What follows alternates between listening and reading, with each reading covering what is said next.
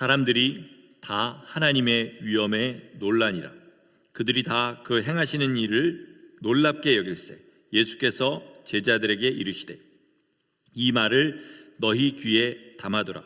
인자가 장차 사람들의 손에 넘겨지리라 하시되 그들이 이 말씀을 알지 못하니 이는 그들로 깨닫지 못하게 숨긴 바 되었습니다. 또 그들은 이 말씀을 묻기도 두려워하더라. 아멘. 우리 이 말씀을 가지고 마음대로 믿지 말라라는 제목을 가지고 우리 주님의 말씀 함께 나누겠습니다. 지금 우리나라와 미국의 정치적인 상황을 한마디로 표현하면 양극화 이렇게 이야기할 수 있겠습니다. 양극화란 서로 양쪽의 끝에 가서 있는 것이죠. 그래서 거의 서로를 적대시하는 상황. 좌파와 우파는 항상 있었지만 이렇게까지 극렬하게 대립하는 일은 그렇게 많지 않았습니다. 이런 상황을 부추기는 주범 중에 하나가 뭐냐면 미디어입니다. 미디어예요. 미디어가 지금 좌파 우파로 나눠져 가지고 각자가 자기의 소리들을, 그러니까 어느 것이 가짜인지 어느 것이 진짜인지 모르도록 그렇게 하고 있습니다. 중립을 지키는 그런 미디어는 다 자기들은 중립이라고 하지만 없는 것 같습니다. 왜냐하면 그렇게 하면 비즈니스가 안 돼요. 그러면 이들이 이렇게 어느 극단에 서가지고 뉴스를 전할 수밖에 없는 이유는 어디 있을까요? 그건 왜냐하면 사람들이 자기 듣고 싶은 것만 듣기 때문에 그렇습니다. 듣는 사람들에게 문제가 있는 거예요.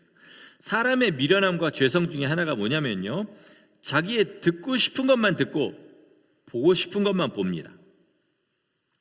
반면에 지혜로운 사람은 듣고 들어야 할 것을 듣고 보아야 할 것을 봅니다. 우리 신앙에도 이 지혜가 정말로 필요합니다. 우리 인생은 많은 경우에 욕심이 우리 안에 자꾸 들어와요. 욕심에 사로잡혀 버립니다. 그러면요, 욕심에 사로잡히면 색안경을 낀 것처럼, 빨간색 색안경을 끼면 세상이 빨갛게 보이는 것처럼 그렇게 주님의 말씀이 자기 욕심을 투영해서 그렇게 보이게 됩니다. 들리는 것도 마찬가지가 되는 거죠. 주님은 분명히 말씀하셨지만 듣는 사람은 그 분명한 것을 듣지 못하게 됩니다. 오늘 본문의 제자들이 바로 그런 상태였어요. 이 말씀 전에 이제 어떤 일이 있었냐면 귀신 들려갖고 자꾸 간질로 그렇게 고생하는 아이를 주님께서 고쳐주시는 그런 일이 있었고요. 그걸 보고 이제 사람들이 다 놀라고 주님을 선망의 눈으로 그렇게 바라보는 그런 일이 있었어요. 그랬더니 이 제자들은 마음속으로 어떤 생각을 했을까요? 이제 조금 있으면 우리 주님 왕 되시겠구나. 그럼 나는 최소한 아무리 못해도 12번째 권력자는 되겠구나. 이런 꿈에 더 부풀고 있었습니다. 그때 느닷없이 주님께서 이렇게 얘기하시는 겁니다. 내가 조금 있으면 사람들의 손에 잡히게 될 거야. 그리고 다른 복음서에 보면 인자가 십자가에 달려 죽을 것이고 사흘 만에 부활하게 될 거다. 이렇게 이야기를 하십니다. 그러니까 이걸 한국말로 표현하면 뭡니까? 찬물을 끼얹는 거죠. 꿈에 막 부풀고 있는데 주님께서 나 잡힐 거야, 나 죽게 될 거야, 이렇게 얘기를 하시는 겁니다. 그래서 제자들이 택한 행동이 뭐였습니까? 오늘 본문에 보니까 제자들은 묻기도 두려워하더라. 이 말은 뭐냐면요, 그냥 무서워서 못 물어보겠다 이게 아니라 자기들의 꿈이 깨질까 봐 더 자세히 알고 싶어 하지도 않았다는 겁니다. 주님 앞에 안 물어보는 거예요. 그리고 자기의 꿈을 계속해서 꾸기를 그렇게 선택을 했습니다. 난 계속해서 주님이 왕 되실 것만 바라보고 살겠다. 자기 마음으로 그렇게 정한 거예요. 그 증거가 어디냐면요, 그 다음 우리 지금 읽은 45절 다음에 보면 이들이 뭘 하냐면요, 길가에서 싸웁니다. 제자들이 싸움을 주로 어떤 걸 가지고 싸움을 하죠? 누가 더 크냐, 이걸 가지고 싸우는 거예요. 왜 누가 더 크냐를 가지고 싸우겠습니까? 주님이 왕 되시면 우리나라 말로 하면 누가 영의정 될 거냐, 누가 좌의정 될 거냐, 이거 가지고 서로 싸우는 거예요. 주님께서는 분명하게 얘기하셨잖아요. 그죠? 나 죽을 거다, 나 잡힐 거다 얘기하셨음에도 불구하고 이들은 주님이 왕 되시는 것만 여전히 생각하고 있는 거예요. 자기 마음대로 주님의 말씀을 듣는 거죠. 우리의 신앙도 그렇습니다.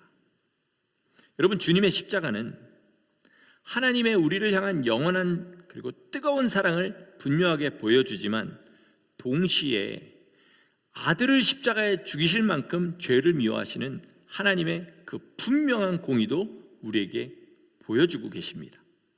그런데 많은 성도들이 하나님의 사랑을 보기는 원하지만 하나님의 그 칼날 같은 공의는 보기를 싫어합니다.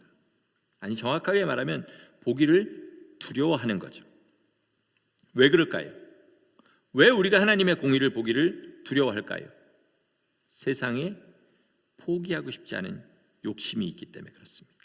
제자들이 주님이 왕 되시는 꿈을 버리지 못했던 것처럼 우리도 세상에서 도저히 나 이거 없으면 살 수 없어 라고 하는 자기만의 욕심, 자기만의 꿈이 있기 때문에 그렇습니다. 성경을 놓고 성령님께 물어보면 열린 마음을, 색안경 말고 열린 마음을 가지고 물어보면 열의 9은 아니 100의 99는 성령님께서 너 그거 버려라 하실 만한 그런 꿈들을 놓기가 싫기 때문에 하나님의 공의를 보지 않으려고 하는 것입니다. 하지만 제자들도 성도들도 간과하는 것이 있습니다. 그것은 뭐냐면 우리가 그걸 알기를 원하던 원치 않든 보기를 원하던 보기 싫어하던 지간에 그날은 반드시 온다라는 사실입니다. 제자들이 주님이 왕 될 것만 생각하고 주님이 죽으실 것은 생각을 안 하고 있었다 할지라도 그날은 왔습니다. 주님은 잡히셨고 그리고 십자가에 달려 돌아가셨습니다. 그것도 며칠 전에 예루살렘에 들어올 때 호산나 다윗의 자손이여 모든 사람들이 종려나무를 들고 환영하던 그것 때문에 이제 마지막에 보좌에 앉으실 만 남았다, 그렇게 제자들의 꿈의 최고조에 달했을 때 주님은 잡히시고 죽으셨습니다. 우리도 마찬가지입니다. 여러분, 우리는 분명히요 내 생각에는 더 살 수 있을 것 같을 때 그때 죽을 겁니다. 죽을 때 나 살 만큼 살았으니까 이때 나 죽을 거야 이렇게 죽는 사람 별로 없습니다. 주님을 위해 죽어야 되는 사람이 있기 전에는, 자기가 죽음을 선택하기 전에는 나 이때쯤 돼서 이렇게 죽을 거야 라고 죽는 사람은 아무도 없습니다. 저희 아버님 67세에 돌아가셨는데 그야말로 덜컥 죽음이 찾아와서 그렇게 돌아가셨고요. 저희 어머니는 75세에 돌아가셨는데 저희 외갓집이 저희 외할머니가 100세를 사셨습니다. 다 그렇게 장수하는 집안이라 저희 어머니 최소한 저는 10년은 더 사실 줄 알았고 저희 어머니도 그렇게 생각하셨는데 75세에 돌아가셨어요. 우리 대부분은 다 그렇게 죽게 될 거라는 거죠. 그 다음에 뭐 있습니까? 우리 죽은 다음에 뭐가 기다리고 있습니까? 심판이 기다리고 있습니다. 심판의 가장 두려운 면은 뭡니까? 죽음이 내 마음대로 되지 않는 것처럼 심판도 내가 원하고 내가 이해하는 대로 되지 않을 것이란 사실입니다. 오직 하나님께서 우리에게 주신 말씀대로, 예수님께서 나 죽을 거다 그러고 죽으신 것처럼 주님이 하신 모든 말씀에 따라서 우리를 심판하실 거예요. 심판하실 때 너 내 심판에 동의하니 물어보지 않으실 거고요. 거기에는 배심원도 없어서 너희들 내가 지금 이렇게 심판하는 게 맞다고 생각하니 물어보지 않으시고 주님께서 우리에게 하신 그 말씀을 따라 우리를 심판하실 것입니다. 이게 가장 두려운 것이죠. 어떻게 심판하실 거냐? 제일 마지막에, 성경의 제일 마지막 계시록에, 그것도 맨 마지막 장 22절에서 마지막에서 7번째 절에 하시는 말씀만 가지고 잠깐 이야기를 하겠습니다. 이거 지난 금요일에도 한번 했던 얘기인데요. 계시록 22장 15절에 21절이 마지막인데 15절에 주님께서 이렇게 말씀하십니다. 개들과 점술가들과 음행하는 자들과 살인자들과 우상 숭배자들과 및 거짓말을 좋아하며 지어내는 자는 다 성 밖에 있으리라. 성 밖에 있다는 말은 제일 부드럽게 표현하더라도 그 나라에 못 들어간다, 그렇죠? 이 말입니다. 어떤 사람들이 못 들어가는지도 우리 소상이 밝히셨잖아요. 성경에서 말씀하시는 대로 이 말씀이 뭔지 이야기하겠습니다. 개들은 뭘 의미하냐면 토한 것을 다시 먹는, 주님 앞에 회개해 놓고서 다시 그 죄를, 회개해 놓고서 다시 그것을 계속 먹고 먹다가 더러운 상태로 주님 앞에 서게 되는 사람들입니다. 점술가는 뻔하게 여러분 아신 대로 무당과 점쟁이들 말하는 거고, 음행은 무엇이냐? 여러분, 음행이 뭡니까? 성경적인 음행은 뭐냐면 부부 관계 외의 모든 성적인 그런 일들이 다 음행입니다. 다 음행이에요. 이성을 보고 마음에 음욕을 품는 것도 음행이라고 하셨으니까, 그렇죠? 요즘 모든 사람들이 빠져 있는 음란한 동영상, 이거 보는 것도 음행입니다. 그런 의미에서 살인은 뭡니까? 사람을 죽인 사람도 있지만 남을 미워하는 사람은 살인하는 자다. 제 말이 아니라 주님의 말씀입니다. 우상 숭배자는 꼭 우상을 앞에 놓고 절하는 사람만 이야기하는 것이 아닙니다. 골로새서 3장 5절에서 탐심은 곧 우상 숭배다, 못 박아서 성경에 말씀하셨습니다. 탐심에 절어 있는 사람 우상 숭배하는 자입니다. 성에 못 들어갑니다. 거짓말을 지어내고 좋아하는 사람, 여러분, 어디까지 거짓말입니까? 우리가 거짓말의 범위를 정할 수 없어요. 남들 다 하는 거짓말이라 나도 편안하게 했는데 주님 앞에 갔는데 주님이 넌 거짓말을 좋아하는 자다 하면 어떻게 하시겠습니까? 이런 죄를 하나라도 지으면 천국에 못 가느냐, 그런 이야기는 아닙니다. 그러나 이것을 죄라고 인정하고 자기 삶에서 힘을 다해서 싸워나가는 게 진실한 사람, 이 사람을 위해서 심판대 앞에서 주님께서 내가 저를 위하여 피 흘렸다, 그렇게 변론하신다, 성경은 이야기합니다. 그러니까 내가 주님께서 죄라고 하신 모든 것을 내 핑계 대지 않고 내 의견을 내지 않고 죄라고 하셨으니 온 힘을 다해서 싸워나가지만 주님 저 연약해서 이렇게 넘어졌습니다.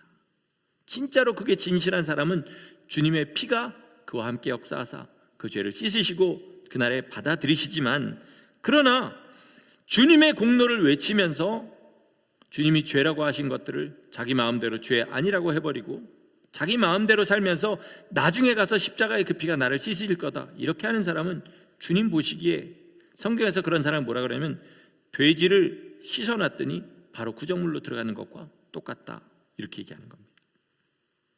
정결에 대한 소망이 없는 사람에게 주님의 보혈의 공로가 무슨 소용이 있습니까? 정결의 기준이 주님의 말씀이 아니고 자기 마음대로 자기가 깨끗한 대로 그렇게 깨끗하면 깨끗하다고 생각하는 사람이 무슨 주님의 보혈의 공로가 역사를 하시겠냐는 거죠. 여러분, 방금 읽은 계시록 22장 15절은요, 말씀드린 대로 성경의 맨 마지막 절에서 7번째 구절이고요, 그리고 주님께서 마지막으로 모든 사람들에게 선포하시는 그 프레이즈, 그 단락의 한 문장입니다. 주님이 만약에 죄를 지어도 무조건 그 앞에 가면 다 예수님만 믿는다 그러면 용서하실 것 같으면 왜 이야기를 맨 마지막에 하시겠냐는 거죠. 20장에도 있고요, 21장에도 있습니다. 어떤 책에서, 제가 어떤 책인지 기억이 안 나서 그러는데 읽은 내용이 생각이 나는데요, 그건 뭐냐면 이 시대의 많은 성도들이 누더기 복음을 믿고 있다, 이렇게 하는 이야기를 들었습니다. 누더기 복음이란 건 뭐냐면요, 내가 원하는 욕심에 따라서 여기서 조금 저기서 조금 내 생각에 맞는 것들을 쫙 모아다가 이것만 믿는 걸 보고 누더기 복음이라고 하는 것입니다. 왜 이런 일이 일어날까요? 우리도 다 나름대로 누더기 복음들이 있습니다. 왜 이런 일이 일어날까요? 제가 처음에 얘기한 대로 듣고 싶은 것만 듣기 때문에 그렇습니다. 자기의 욕심을 가지고 투영해서 주의 말씀을 보기 때문에 그런 거죠. 저도 여지껏 살면서 다행히 저는 사기를 당해본 적이 없는데 사기 당한 사람들을 몇몇 가까이 있는 사람들이 사기를 당했어요. 왜 똑똑하고 배운 사람들이 이런 사기에 넘어가는지 여러분 잘 아시죠? 왜 넘어갑니까? 듣고 싶은 것만 듣기 때문에 그렇습니다. 옆에서 그 욕심이 없는 사람이 보면 뻔히 사기지만 돈에 대한 욕심, 내 인생을 한 번에 뻥 하고 높이 세워질 만한 그런 일이라고 생각을 하니까 거기에 대해서 마음을 버리지 못하고 그것만 듣는 거예요. 그렇게 되면 어떻게 해요? 눈이 멀어버립니다. 누더기 복음도 그렇게 해서 탄생하는 겁니다. 아무도 아무도 사기당한 사람이 나 사기당하고 있어 하지 않는 것처럼 누더기 복음을 가진 사람이 내가 가진 복음은 누더기야 이렇게 생각하는 사람이 없다라는 거죠. 설교자가 이런 누더기 복음을 전하지 않으려면 어떻게 됩니까? 사람들이 듣고 싶어하는 이야기가 아니라 성경에 있는 이야기를 그대로 전해야 됩니다. 그런데 아무리 설교자들이 복음을 외쳐도요, 안타깝게도 사람들은 자기가 듣고 싶은 대로 듣습니다. 자, 우리 안에 예를 들어서 나 저거를 원하는 것은 탐욕이야. 이런 탐욕들이 이제 어떤 구체적인 대상을 가지고 들어왔다고 한번 해보겠습니다. 그러면 사람들은 대부분요, 이거 탐욕이야 버려야 돼 이렇게 안 하고요, 이게 탐욕이 아닌 것처럼 자기를 속이는 작업을 하고, 만약에 남들이 보는 거라면 남들도 속이는 일을 합니다. 그죠? 그리고 혹시라도 이게 탐욕인 것을 인정하더라도요, 이게 내 영혼을 망칠 만큼의 탐욕은 아니다 이렇게 생각해요. 그리고 위험하다고 생각하더라도 일단 내가 원하는 탐욕은 이룬 다음에 회개해야지 이런 생각을 하게 됩니다. 음행의 죄도 마찬가지예요. 세상이 너무 음란하다 보니까 음행의 죄를 참 가볍게 여기는데요, 음행이야말로 로마서부터 요한계시록까지 이런 자는 하나님의 나라를 유업으로 받지 못하고 이런 이야기들이 쫙 있거든요. 한 군데인가 빼고 나머지는 다 음행에 관한 이야기를 합니다. 그만큼 하나님을 경외하지 않는 사회, 하나님을 경외하지 않는 세대의 가장 전형적인 죄 중에 하나가 음행의 죄라는 거죠. 하나님은요, 탐욕의 죄나 음행의 죄를 절대로 가볍게 여기지 않으십니다. 아니, 성경에서 죄라고 얘기하신 어떤 죄도 주님은 절대로 가볍게 여기지 않으세요. 그러나 이 죄들과 싸우는 사람들, 이거 주님이 죄라고 하셨는데 나 왜 이렇게 여기에 자꾸 넘어집니까? 울며 주님 앞에 나가는 사람들, 그 사람들은 주님이 불쌍히 여기십니다. 하지만 죄를 죄 아닌 것처럼 하나님의 말씀을 변역시켜버리는 사람은 그렇게 주님께서 하시지 않는다는 거죠. 대사명이 뭔지 아십니까, 여러분? 마태복음 28장 마지막 절에 주님께서 승천하시면서 제자들에게 주신 그 말씀을 대사명이라고 해요. 우리 다 외우시는 거예요. 너희는 가서 모든 족속으로 제자를 삼아 아버지와 아들과 성령의 이름으로 세례를 주고 내가 너에게 분부한 모든 것을 가르쳐 지키게 하라, 이렇게 얘기하십니다. 자, 우리 구원받은 성도는요, 예수 그리스도의 제자입니다. 아멘이십니까? 네, 우린 제자예요. 근데 오늘 보니까 제자는 뭐 하는 사람이에요? 주님께서 말씀하신 모든 것을 배워서 지키는 사람이 제자입니다. 나 십자가의 공로 믿습니다 하는 사람이 제자가 아니라 그건 당연한 것이고, 주님이 분부하신 모든 것을 배워서 지키는 사람, 이 사람이 제자입니다. 즉 주님께서 주시는 모든 말씀이 다 복음인 겁니다. 내가 원하는 어떤 것만이 복음이 아닌 거예요. 내가 삼키기에 어려운 말씀도 복음이고 내가 기쁨으로 삼킬 수 있는 말도 복음인 것입니다. 예를 들어서 한 사람이 요즘 종합병원이다 그래가지고 모든 병을 가지고 있는 그런 분들이 있어요. 혈압과 당뇨와 콜레스테롤, 이게 주로 이렇게 같이 많이 가는 것 같고요. 거기에다 뭐 심장병 이런 것까지 가는 사람이 있다고 해보겠습니다. 그럼 그 사람은 최소한 5가지 약을 먹을 겁니다. 혈압, 당뇨, 콜레스테롤 약 먹고 심장병 약 먹고, 그리고 그 약들이 위장에 안 좋기 때문에 위장약을 먹습니다. 자기 마음대로 어떤 약은 먹고 어떤 약은 먹지 않으면 어떤 일이 벌어질까요? 혈압약은 먹었는데 당뇨약은 안 먹었습니다. 그럼 혈압은 잡히고 당뇨가 심해져서 몸이 상하게 됩니다. 그런 일이 생기게 되죠. 마찬가지로 우리 주님이 주시는 모든 말씀은 다 이유가 있어서 주신 말씀이에요. 그저 우리 신앙생활을 어렵게 하고 그냥 군기를 잡으려고 주님이 그런 말씀들을 주시는 게 아니라 이거 죄다, 너희 영혼을 망칠 거다, 나로부터 가까워지는 것을 멀리하게 할 거다, 이러면서 주님께서 다 주신 것이에요. 그런데 우리 욕심을 따라서 어떤 것은 듣고 어떤 것은 듣지 않고 하게 되면 그 영혼에는 반드시 문제가 생깁니다. 우리 주님께서 요한복음 8장 31절 32절에서 이렇게 말씀하십니다. 너희가 내 말에 거하면 참으로 내 제자가 되고 진리를 알지니 진리가 너희를 자유케 할 것이라. 아까 마태복음의 대사명과 비슷한 말입니다. 주의 말씀이 우리 안에 들어와요. 하나씩 하나씩 다 들어옵니다. 들어온다는 말은 주의 말씀을 지키면서 살도록 우리 안에 들어오는 거죠. 그랬을 때 그걸 점점 지켜나가면 나갈수록 어떻게 되냐면, 옛날에는 내가 즐겁다고 생각하던 것이 알고 보니까 내 손과 발을 묶고 있던 것이었다는 것을 알게 돼요. 처음에는 무척 괴롭습니다. 내가 세상에 사랑하던 것들을 끊어버려야 되니까 무척 괴롭습니다. 그러나 얼마가 지나고 나면, 그러면 그 다음에 그것이 나를 괴롭게 하는 것이었다는 걸 알게 됩니다. 주기철 목사님께서 옥중에서 주님을 만난 간증을 제가 처음 들었습니다. 그 후손 되시는 분이 한 어떤 프로그램에서 이렇게 보게 됐는데, 고문 중에 제일 힘든 게 뭐냐면 잠을 안 재우는 고문을 하고 그래요. 근데 주기철 목사님이 4번째인가 투옥됐을 때 2달을 잠을 안 재웠답니다.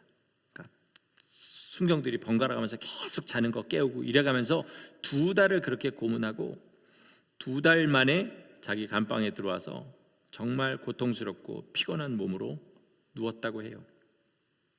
근데 갑자기 자기 귀에 주기철 이렇게 부른 소리가 들리더랍니다.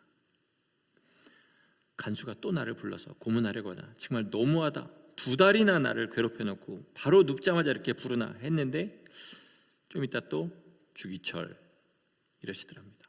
이상한 기분이 들더래요. 3번째 주기철 이래서 누구십니까? 그리고 뒤를 돌아봤더니 주님이 아주 슬픈 얼굴을 하고 서 계시더랍니다. 그리고 주님이 이렇게 물으시더래요. 너마저 나를 버리겠느냐? 너마저 나를 버리겠느냐? 이렇게 물어보시더래요. 그래서 주기철 목사님이 이렇게 대답하시대요. 아닙니다, 주님. 주님께서 날 위해서 십자가에서 모든 물과 피를 다 쏟으셨는데 제가 어찌 주님을 모른 척하고 버리겠습니까? 이렇게 대답했다고 합니다. 그리고 여러분 잘 아시는 대로 주기철 목사님은 자기 목숨을 주님을 위해서 내놓습니다. 그런데 이거보다 더 제 마음에 감동이 된 간증이 있었어요. 뭐냐면, 목사님이 돌아가시기 얼마 전에 마지막으로 사람들에게 했던 간증 중에, 옆에 있는 사람한테 한 간증인데 뭐냐면, 나는 내가 십자가를 지고 가는 줄 알았는데 알고 보니 십자가가 나를 지고 가고 있었더라. 이렇게 얘기를 하는 겁니다. 여러분, 이 말이 무슨 말인지 한번 잘 생각해 보시기 바랍니다.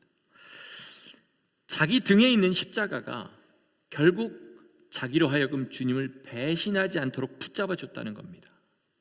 우리는 십자가를 굉장히 무거워하지 않습니까?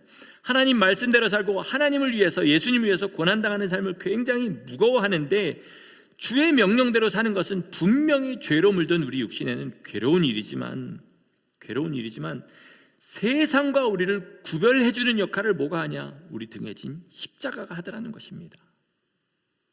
너무나 무겁고 너무나 고통스럽습니다. 내가 사랑하던 것들을, 육신이 사랑하는 것들을 내려놔야 되니까 얼마나 어렵습니까? 그런데 그 어려움이 우리로 하여금 주님을 배신하지 않고 주님 뜻대로 주님과 함께 살아가도록 하더라는 것입니다. 주기철 목사님이 알고 보니까 그 십자가 때문에 그 수많은 5년 4개월 동안 옥에 있으면서 고문을 당했다고 해요. 5년 4개월. 여러분, 말이 됩니까? 우리 교회 시작해서 여지까지 온 지 6년 됐습니다. 5년 4개월, 거기서 8개월 뺀 기간을 옥에 있으면서 고문당하면서 그렇게 살았습니다. 날마다 고문당할 때마다 정말로 주님을 놔버리고 싶은 그런 생각이 있었대요. 그러나 알고 보니 그의 등에 짊어진 십자가가 자기로 하여금 주님을 배반하지 않게 했다는 것입니다.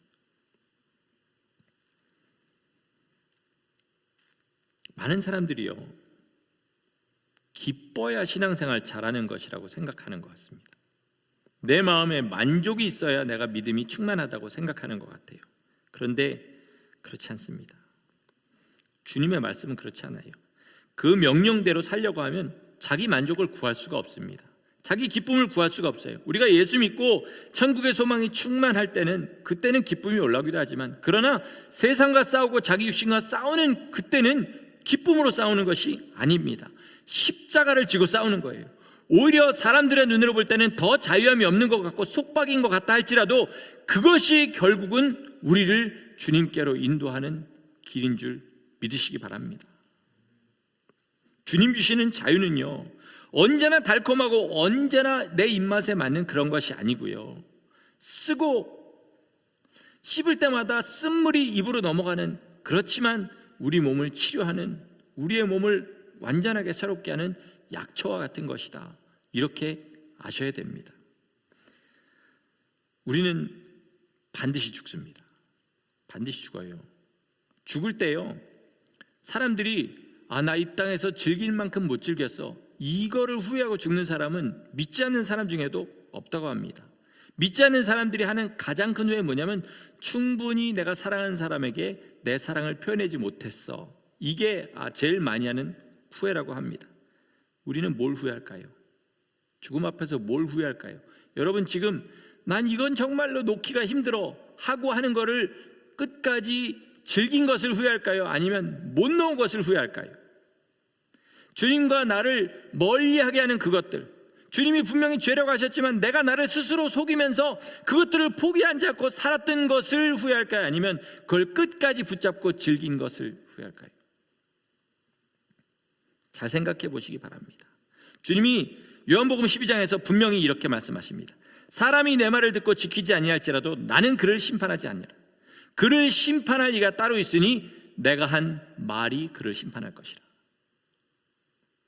우리의 감정하고 상관없습니다. 여러분, 주님께서 주님 앞에 딱 섰을 때 주님의 말씀대로, 주님의 기준대로, 너는 거짓말한 자, 너는 거짓말을 좋아하고 지어낸 자, 너는 탐욕을 품고 우상을 숭배한 자, 너는 음행한 자, 너는 남을 미워하고 살인한 자, 이렇게 해버리면 그것으로 끝입니다. 이걸 생각하시기 바라요. 그런데 제자들이 자기 욕심 때문에 주님 앞에 물어보지도 못했던 것처럼 우리도 우리의 욕심 때문에 혹시라도 이걸 버리라고 하실까봐 직시하지 못하는 거, 하나님께 물어보지 못하는 거, 이것들이 결국은 우리의 심판의 내용이 될 수 있다는 사실을 아시기 바랍니다. 말씀을 마치겠습니다. 자기 마음대로 믿지 마시기 바랍니다. 복음을 누더기로 만들지 마시기 바랍니다. 주님이 말씀하신 것 하나하나 다 내 삶에서 지키려고 사세요. 사람이 그렇게 하고 어떻게 살아요? 여러분, 우리가 지금 일하는 시간, 일하는 노력만 해도요, 사람이 그렇게 하고 어떻게 살아요? 분명히 할 겁니다. 만약에 신앙생활을 그렇게 하면, 그러면 우리가 세상에서 먹고 사는 만큼의 노력도 우리 신앙에 안 하려고 하면서 나는 주님을 따라가는 자다 라고 얘기할 수는 없다라는 거죠. 죄송합니다. 신앙의 쉬운 길들을 만들어서 여러분에게 드리고 싶지만, 아무리 성경을 봐도 우리 육신이 만족하고 내 죄된 인격이 만족할 만한 길이 성경에는 주어져 있지 않습니다. 다만 이것들을 이기고 묵묵히 길을 걸어가면 하늘의 기쁨과 영광을 누릴 날이 언젠가는 온다는 주님의 약속을 여러분에게 말씀드릴 수는 있습니다. 여러분, 이거를 소망하시고 오늘의 슬픔이 내일의 기쁨이 되고 오늘의 고난이 내일의 영광이 된다는 사실을 아시고 주님 뒤 따라가시기를 예수 이름으로 축원합니다. 정말로 중요합니다. 여러분, 우리가 주님 앞에 심판대 앞에 설 때는 내 사랑하는 가족도 그 심판대 앞에 같이 서지 못하고 내가 세상에서 가졌던 명예나 물질이나 지위나 아무것도 없이 벌거벗은 것처럼 그 심판대 앞에 서서 내 몸에 새겨진 내가 입었다고 하는 그 세마포 위에 있는 모든 더러움들을 주님 앞에 다 내어놓고 심판받을 것이라는 사실을 잊지 마시기 바랍니다. 지금 우리가 할 수 있는 일은 뭡니까? 지금 우리가 할 수 있는 일은 뭐예요? 주님의 인자와 자비를 구하고, 그리고 내 삶의 더러운 것들을 주님이 말씀하신 대로 하나하나 살려고 온 힘을 다하는 겁니다. 진짜로 내가 온 힘을 다하고 그렇게 살기를 간절히 소원했다는 것만 주님 앞에 인정을 받으면, 그러면 더러워도 그 앞에 가서 주님 앞에 씻음을 받을 수 있겠지만, 그렇지 않고 내 나름대로 복음을 재단하고 내 나름대로 내 삶을 주님 앞에 내가 원하는 대로 살아놓고 십자가 보혈만 클레임한다고 해서 구원에 들어가지는 못할 겁니다. 속지 마시고 여러분, 복음을 복음대로 주하신 모든 말씀을 순종해 가면서 이 길 끝까지 최선을 다해서 십자가 지고 따라가시기를 예수 그리스도 이름으로 간절히 축원합니다. 아멘. 기도하시겠습니다.